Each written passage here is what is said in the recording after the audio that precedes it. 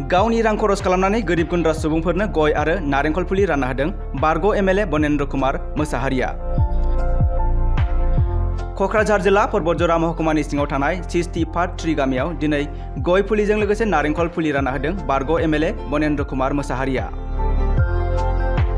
थांनाय माखासे साननिफ्रायनो गोरिब गुन्द्रा सुबुंफोरनो रानना होनाय बादिनो दिनैबो मोनसे आदिबासी गामियाव नखरसेयाव 25 गय फुलिजों लोगोसे जरासे नारेंखल फुलि रानना होयो।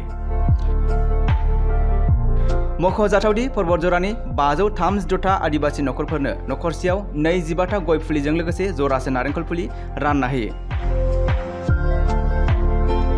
गावनि 4 लाख रां खरस खालामनानै थांनाय सानखालिनिफ्रायनो परबतजरानि आदिबासी सुबुंफोरनो गय आरो नारेंखल फुलि रानना होबोगासिनो दंमोन आरो दिनै जोबथा सानाव 60-3 गामिजों लोगोसे आमथला गामियावबो फैनानै गावनि आखाइजों रानना होफैयो बारग' एमएलए बनेन्द्र कुमार मोसाहारिया। लोगोसे बिदि रानना होफैनायखौ गोजोननाय मोन्दों होननानै फोरमायो आदिबासी सुबुंफोरा। दिनैहाय मथा मथि फ्राय जोबनायनि लामायावसै आङो बेखौ बिनि आगोलाव खननै रानखांबाय। फुलजरा गेन्दाबारियाव खेबसे रानबाय, ओमफ्राय अक्सिबारियाव खेबसे। टटाल जोंनि परबतजरा साब डिभिजनाव दिनैसिम 536टा आदिबासी परियालखौ जोंनि साननायाव हम टु हम न' टु न' थांनानै नायनानै साननायाव जों नुदों जे 536टा परियालखौ जों मोनदों आरो बे 536टा परियालनिसिम प्रत्येकटा परियालाव 25टा करि गय दंफां आरो 2 करि जरासे करि नारिखल फुलिखौ रानना होदों। बे खुनु सरकारनि आसनि नङा। आं मोनसे खारनाव बे जिनिसखौ मावनाय जादों, खारन नैबे ओनसोलनि आदिबासी परियाला बिराद भेक्टिमाइज जानानै थांदोंमोन सानसे समावहाय। बै समाव नैबे परियालफोरनि अननायावनो आशीर्बादाव आं खनथाम एमएलए जानानै देरहाबोनो हादोंमोन। किन्तु बै समाव सिचुएसना ओरैबायदि गाज्रिमोन जे आं निजे फैनानै बे गामिफ्राव आं नायफैनो हायाखैमोन। दिनैहाय परिबेसा मोजां जाबाय आरो आदिबासीफ्राबो गावबा गाव एरियायाव फैनानै सान्थियै न' बां लुनानै थाबाय।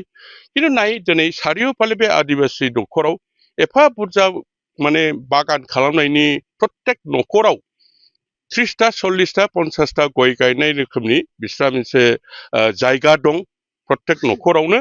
अथ'स मोनफ्रोमबो न'खराव फांसेबो गय दंफां गैया, फांसेबो नारिखल दंफां गैया।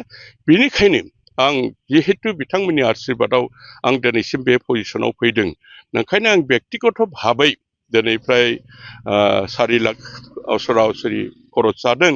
बेखौ खरस खालामनानै आं नैबे बिथांमोननि प्रत्येकटा परियालाव आङो बे 25टा करि गय दंफां आरो 2 करि नारिखलखौ होनाय जादों। बेहाय कुनु माने अन्य कुनु राजनैतिक सिन्ताधारा गैया। बेहाय एकमात्र गरिब हिसाबै आं बेखौ बे एजेन्डाखौ मावनाय जादों आरोखि। दिनैनो जोबथा, बिनि बिथोरावबो जुदि बबेहायबा एफा एनै ओंखारदेरोबा आं हरगोन आरोखि।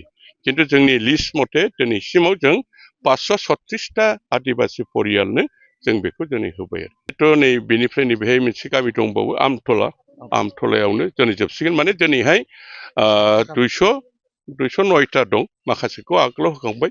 गतिके दिनै 209टा परियालखौ होनाय लोगो लोगो 536टा जोंहा सम्पुर्ण जागोन।